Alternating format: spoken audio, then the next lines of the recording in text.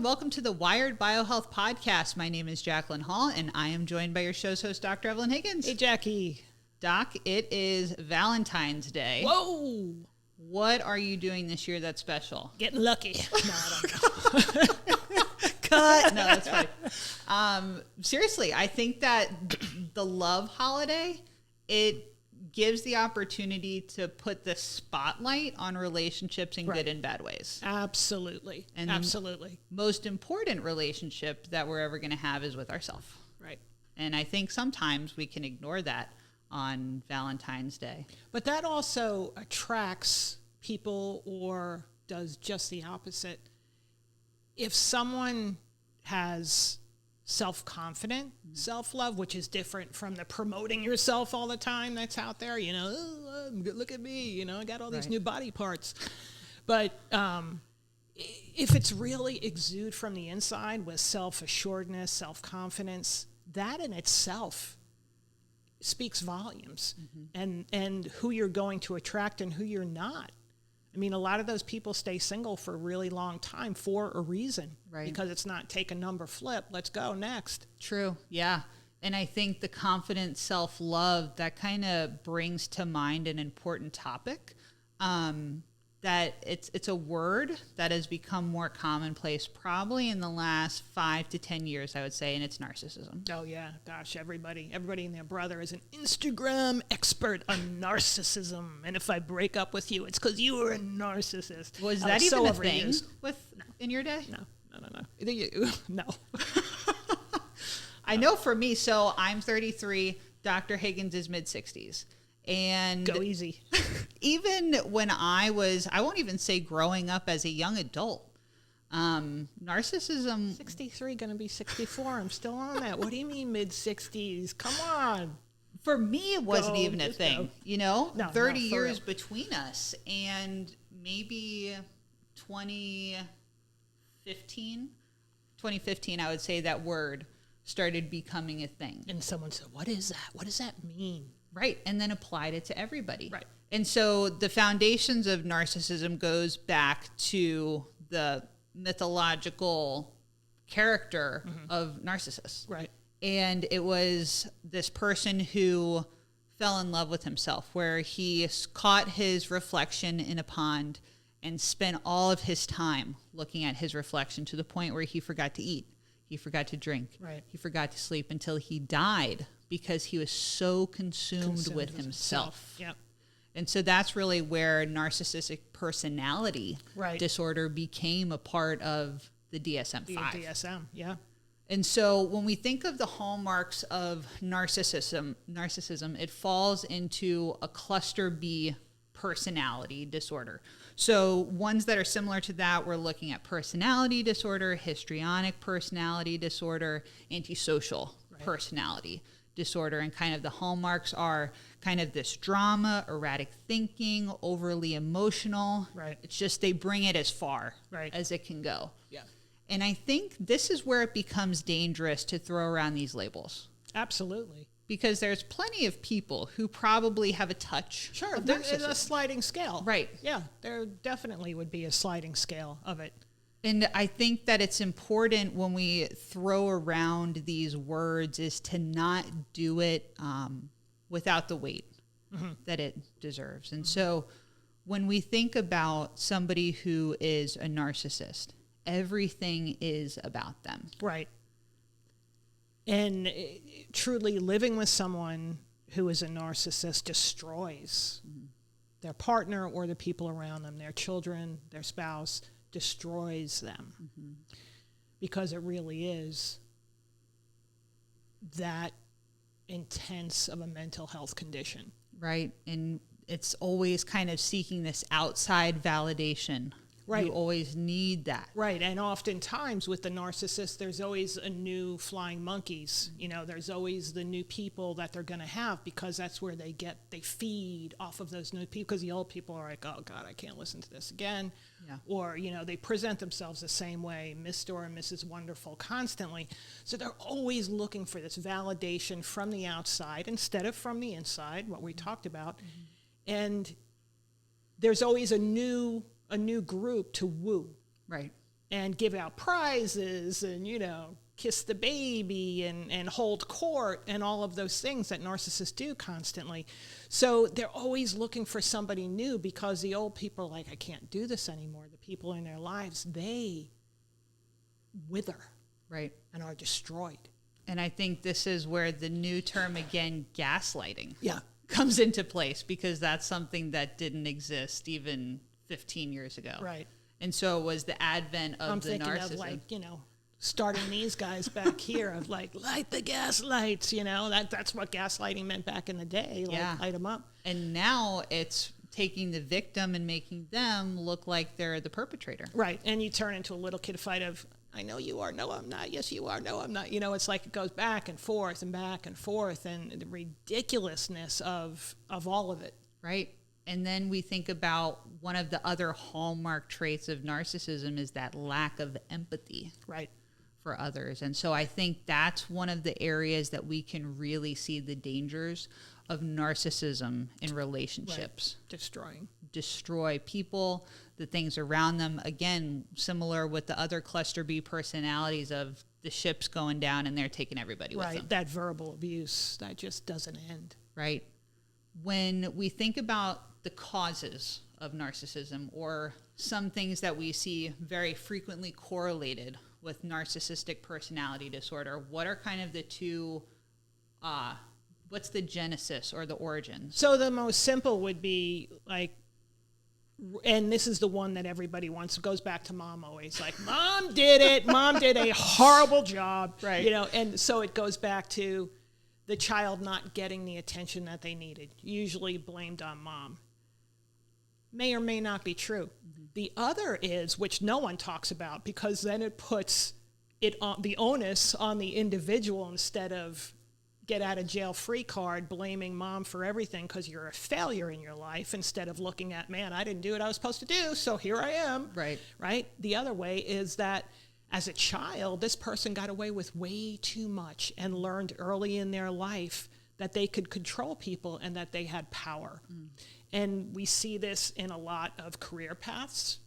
We see it in politicians. We see it in C-suite people. And because they think everybody is supposed to jump for them because they learned about power early in their life and got away with it. Yeah.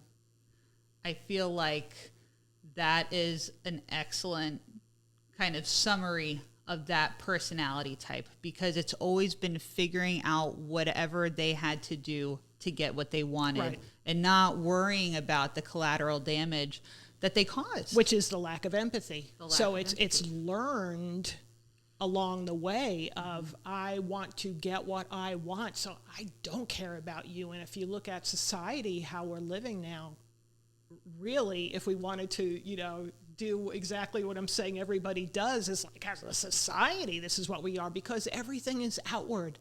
Mm-hmm. Everything is, let me go get my new body parts. Let me get my new shiny objects that make me better than you. What we revere is not the foundations, right, of what make a society productive and successful.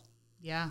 We've talked about that on previous episodes, even just going with the doctor example of how when you first entered the field, it was something that was your doctor. Right. It was bow down to you. And then slowly the shift became more towards the financial sector. Right. And that's where we are now. Right. We revere people that make a lot of money. And the more you make, the somehow better person you are. Yeah. And the people that actually do the work, from doctors to first responders to teachers to everybody that makes society work from a foundation, nothing. That's what's so confusing to me. So I've got twin 3-year-old daughters, and we think about who comes in for career day. They'll go to the local fire department. Frequently, you guys will see my large tumbler of Palm Beach Fire Rescue. And I am so thankful for those men and women, because my girls go to school on the island, and that's not where I work every day. And so I want to know that somebody's there to protect my kids when I can't be. And so we think about these pieces of life that make it function. and how we teach our children, this is how you interact with the world. These are things you should try to be. And then somewhere, and I don't know where it happens, but we stop talking about those things. It's like very quick. It goes from dress up as police officers, firefighters, doctors, nurses, teachers, librarians, and then all of a sudden it's like, let's do coding and we're talking money. Right. I don't know at what age that happens, but there is a very abrupt shift. And I don't think that's just where we live in South Florida. I would argue that's pretty inexclusive to anywhere. And because society is more enamored with material wealth and money now, I think that shift happens as soon as a kid who's way more savvy in those than my generation was. Gosh, light years ahead. That as soon as they realize, I want to be like Kanye, Jay-Z, and I need a lot of money, and I need to have a lot of girls running behind me, and all this stuff that I'm like, oh my gosh, because they're adults before they have the emotional capacity to know what any of that means. Right. And then it goes back to the narcissism, looking towards these social media and figures to being kind of the icon they go after. And it becomes, how do I get that? That's all I'm focused on. This is who's standing on the pillar. And I think I hear the word narcissism most frequently in the clients who call the Wired for Addiction part of the company for their spouse. Right. And it's almost this is the problem. It's been self-diagnosed or diagnosed by the spouse. How do I fix that? And narcissistic personality disorder isn't like diabetes. Right? It's not like cardiovascular disease. It's not a single molecule disease that has a single molecule solution. Right. And so that's why it's not just what we do at Wired for Addiction and Wired Biohealth that's so important when working with somebody who has NPD, narcissistic personality disorder, because they are going to need those other components of counseling. Right. And you'd have to look at, aside from just the counseling, their unique physiology. So is this person wearing a mask of narcissism because deep down they're actually a depressed person, which you brought up, the people that call the Wired for Addiction, they will fight to the end of I'm not a depressed person. Let's look at your labs. You wouldn't be doing that behavior if you weren't looking to change that resting state, right? So there's the physiology component of everything too. Why do you think you have to put on this mask? Because you're not enough. Why are you not enough? Is there something happening with your neurotransmitters, with those brain chemicals that clinically make you think this way and act this way? I argue yes. Yeah, I think that makes so much sense too. And when I think about kind of the traditional Wired for Addiction client who spouse has diagnosed them with narcissism, it's never just one addiction. Right. They're coming with a cluster of things that they're going to pick from that day. And it goes back to they're just needing to self-medicate. And it doesn't have to be the same flavor every day. Right. They might change it up with alcohol, cocaine, gambling, women, pornography. Maybe they get that high from making somebody else feel low. Whatever it is that day that's going to get them to where they need to be. And they don't even know that they're self-medicating. They're just existing. Right. Well, there's that kind of expert in everything kind of mentality, and it just shifts from day to day. Yeah. And that's just so corrosive. And the gaslighting that goes on, just speaking yesterday with a wife that called, and she said, my husband said, trust me, I know what I'm doing. Trust me enough. So puts it back on her when the oldest child's already left the home and the 4 at home are suffering. His answer is just trust me, I know what I'm doing. Right. And we wouldn't be in this spot if you did. And it's the delusion. It's the delusion. And I feel like it's empowering. Maybe you're listening to this episode as the loved one of someone who your life is being negatively impacted by their narcissism. Right. This is not a get out of jail free card for that behavior, but it can shine some light on the resources and tools that are out there. Absolutely. It's not incumbent upon you as the spouse to fix anybody else. You're not in charge of anybody else in this world. But you can be the one to say, hey, I think you should look into this. Right. And sometimes let that be enough. You weren't put on this earth to solve everybody's problem, and you should never be made to feel that way either. This is even a tool for you. If you're saying, you know what, I can't fix you, but I can do something about me. Absolutely. Do you and make you the best you, then you can show up for your children. Yep. You show up for yourself, obviously, but you can show up for your children and everybody else who needs it. And whatever your spouse is going to do, they're going to do. And you can't control that, which is part of the whole family part of the disease, right? That you want to control the outcome and you can't. Right. I mean, you want to talk about stress response. And unfortunately, typically it's the wives, right? What has happened to their adrenals as a result of dealing with years, decades, it doesn't even take that long for a narcissist to do a lifetime of damage, but how their physiology has responded to the environmental stressors of being around this person. Right. They're in total depletion mode. Absolutely. And so any genetic predispositions that they had towards, let's just pick out inflammation, for example, those SNPs are turned on. Right. So, Doc, if you want to just do a little bit for our listeners for the first time about genetic SNPs and how that works with those neuroscience biomarkers we measure. Sure. So a SNP is a single nucleotide polymorphism. What a polymorphism means simply is that there's an error in the genetic coding that creates aberrant behavior. Okay. Right. So if we're talking about things that we see, it'd be like risk-taking, impulse control, anxiety, depression, addiction. Those would all be aberrant behaviors that are a result of a genetic SNP. So we identify those. Right? And that's got to be the first step of making those changes. It's not just the admiring, well, you know, this person behaves this way. I've seen this over and over again. Great. But what are we going to do now? That's always my biggest thing is it's great to know a lot of stuff, right? But what do you do with that information? Right. To me, it would be useless if we just provided the results of the testing and said, good luck, have a good day, wish you all the best, right? There needs to be an action plan behind that. So what we now know through epigenetics is that once we've identified that coding error, we can support that pathway to turn off those behaviors. That is the value of what we do. Right, and that's epigenetics. Most fascinating part of science today, I would argue, that because it returns the power back to the individual, you do not have to stay in that. Gone are the days of my mom or my dad died at this age, I'm going to have this, you know, just play out my life, live crazy because I'm dying here. No. You know, technology has evolved. We need to use it to benefit where we're at. Yeah, I think that's a great place to leave it, Doc. Empowerment, empowerment, empowerment. You narcissist, you.